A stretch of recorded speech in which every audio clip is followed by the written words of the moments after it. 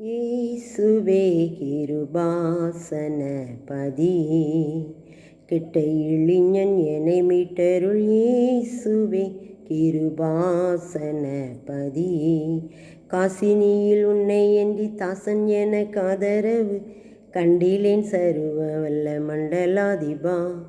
நேசமாய் ஏழைக்கு இறங்கி மோசம் அணுகாது காத்து. அந்த நாளில் கூட கர்த்தர் நம்மோடு என்ன பேச அப்போஸ்தலர் 10:38 இயேசு கிறிஸ்துவின் ஊழியத்தை பற்றி நம்ம பார்க்குறோம். நசரேயனாகிய இயேசுவை தேவன் பரிசுத்த ஆவியினாலும் வல்லமையினாலும் அபிஷேகம் பண்ணினார். தேவன் அவருடனே கூட இருந்தபடினாலே அவர் நன்மை செய்கிறவராயும் பிசாசின் வல்லமையில் அகப்பட்ட யாவரையும் குணமாக்குகிறவராயும் சுற்றி திரிந்தார். இயேசு கிறிஸ்துவின் ஊழியம் கலிலேயா கடலை சுற்றி அவர் திரிந்தார் என்று சொல்லி நம்ம பார்க்குறோம். அவர் எப்படிப்பட்டவராக இருந்தாராம்? பரிசுத்த ஆவியினாலும் வல்லமையெல்லாம் இறந்தவராக இருந்தாராம். தேவன் அவருடனே கூட இருந்தாராம். அதனால் பிதா அவரோடு கூட இருந்தனால அவர் நன்மை செய்கிறவராயும் பிசாசின் வல்லமையில் அகப்பட்ட யாவரையும் குணமாக்குகிறவராயும் சுற்றி திரிந்தார். அதான் படித்தேன். இயேசுவே கிருபாசனபதியே, கெட்ட இளைஞன் என்னை மீட்டு அருள் அப்படின்னு.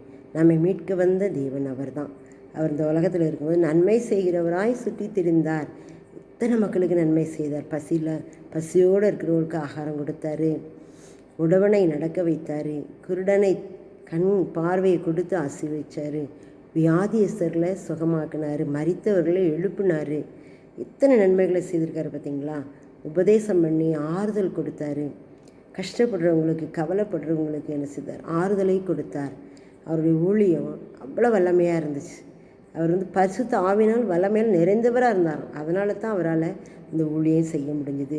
பிதா கிட்ட கேட்டு தான் எல்லாமே செய்வார். நாமும் கூட நம்மை அர்ப்பணிப்போம். பரிசுத்த ஆவியின் வல்லமையினால் நம்மை ஆண்டவர் நிரப்பி நடத்த ஒப்பு கொடுப்போம். பிதாவின் சித்தம் நிறைவேற நாமும் என்ன செய்வோம்? நம்மை ஒப்பு கொடுப்போம். இதனாலும் பிதாட்ட நம்ம கேட்டு செய்வோம். ஆண்டவர் நிச்சயமாகவே ஆசீர்வதிப்பார். நம்முடைய ஊழியத்தையும் ஆசீர்வதிப்பார். உன் ஊழியத்தை நிறைவேற்று என்று சொன்ன வார்த்தையை நாம் என்ன செய்ய முடியும்? நிறைவேற்ற முடியும். ஆமென்.